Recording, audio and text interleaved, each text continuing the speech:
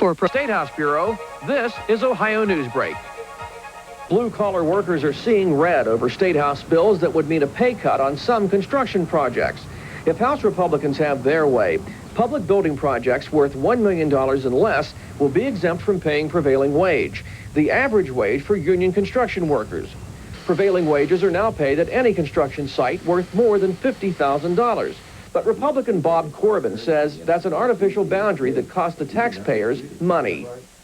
We don't think it's fair that taxpayers have to pay a premium rate while private citizens or private business can buy the same products from the same people for less money. The unions predict a prevailing wage cut would cost the average Ohio construction worker $1,500 a year and hurt the paychecks of workers in related industries, too. For every one construction worker you see on a job site, there's a minimum of 3 to 5 people behind them providing the materials that they install. 9 states have repealed prevailing wage laws in an attempt to save tax dollars. But unions say those states haven't saved money. The construction costs have still gone up because non-union contractors typically lack the manpower and the skill to finish many jobs on time and under budget. And unions say a wage cut by itself will have little impact on the cost of construction projects. They say most of that is due to the price of building materials and that no one is talking about cutting that. For Ohio's public television stations, I'm Ben Piscatelli.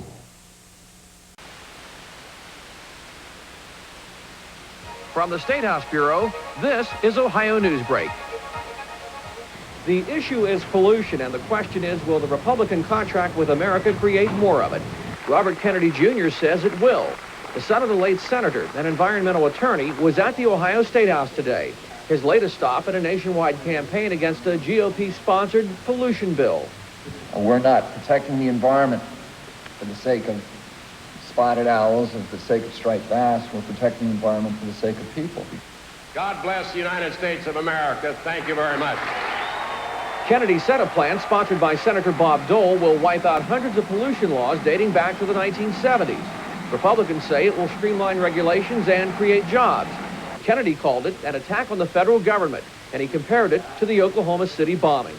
Understand what I'm saying about it. I'm not saying that the regulatory reform bill is a terrorist act or that it was thought of by terrorists.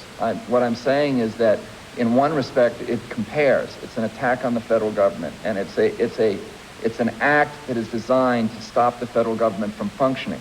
Kennedy said the bill will pass next week unless Democrats flood their senators with phone calls and urge them to vote no.